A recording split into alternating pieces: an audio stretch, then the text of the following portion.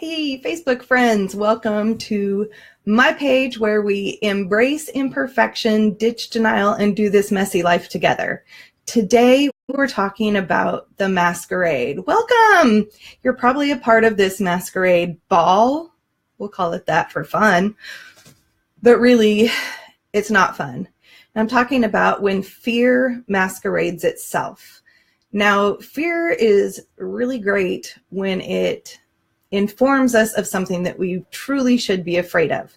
But oftentimes, fear becomes a masquerade in that it's telling us to be afraid of something when we really don't. So we put on this mask to protect ourselves when we really don't need to anymore. That can come from a multitude of places. Somebody brought up today that they're afraid of failure.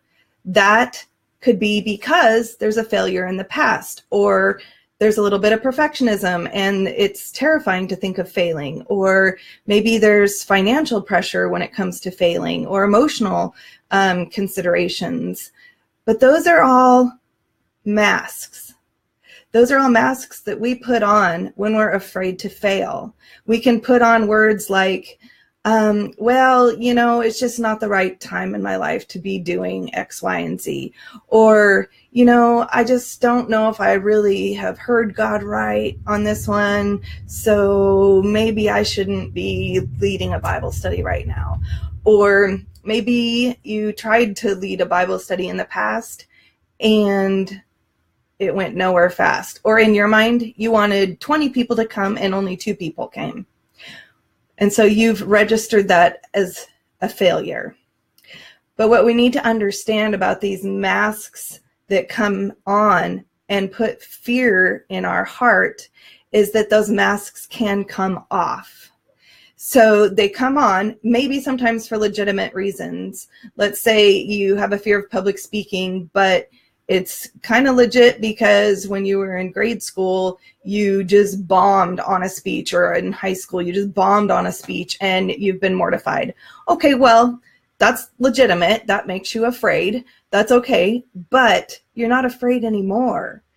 You don't have to be, because now is a different experience, a different time. You have more resilience. You're older. And we're going to be doing this Be Bold challenge together. So I want you to think about if fear is masquerading itself in some way in your life. Like, I know I can just get paralyzed in overwhelm when really, if I dig down deep, there's fear there. It's not that I'm just overwhelmed. It's that I'm fearful of failure, fearful of getting started, fearful of where to begin, fearful I'll get it wrong, fearful I'm not doing the right thing in God's eyes. Whatever it is, it's all rooted in fear, but it masquerades itself as just overwhelm or anxiety. And I just kind of write it off as like, oh my gosh, I'm just too overwhelmed. I can't do this. Well, guess what?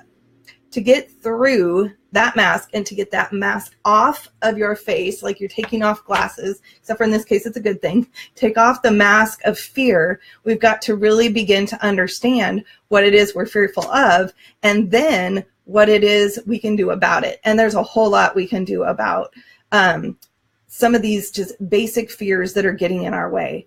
So in September, we're going to be doing a Be Bold challenge together. And Be Bold doesn't mean conquer the biggest fear you have of your whole life. Oh, hi, Taylor. Welcome. It doesn't mean conquer the biggest fear you have. In fact, I'm going to ask you to conquer one tiny little fear, because success breeds success, and it builds on one another, and it builds a spiral upwards. Whereas failures can do the opposite. So we don't want to start out with the hardest thing and try to do that in 5 days. That's just kind of ridiculous and a setup for failure. So start thinking about something that's kind of nagging at you. Maybe it's been something that you've had anxiety over. Maybe it's something you've felt overwhelmed by. Maybe it's that nagging fear of failure. Try to pin it down and ask yourself, what if I fail? And then write that sentence. What if I fail? And then write another sentence. What if I fail? Get down to the core what if, and then what is that? What is the fear at the bottom of that? That maybe you will be a failure. Oh, yay, Taylor joined. I'm so excited. Okay, we'll talk to you later, Taylor. I just know that fear holds all of us back at different places in our lives. And it's just my burden and my challenge to use things I've learned in facing fears myself and teach them to other people. So we're going to be doing this together. It's a free challenge. 5 days of your life is all I'm asking. And all I'm asking is about 15 minutes each day. You can put in more work on it if you want, but that's it. And if you're having trouble pinning down a fear, like you just fear of failure, that's kind of a biggie. But we could probably find a small fear that kind of knocks the first block out of that fear of failure, and a step you can take to move forward and find success in. And then you'll have the building blocks to be able to go to the next step and the next step and the next step. Because I'm going to teach you a process of looking at fear through a different lens and through different ways so that you can then repeat this process yourself. Also, though, at the end, I will be offering a program where we can be doing this in more depth together, and that will provide accountability, support, and all those kind of things.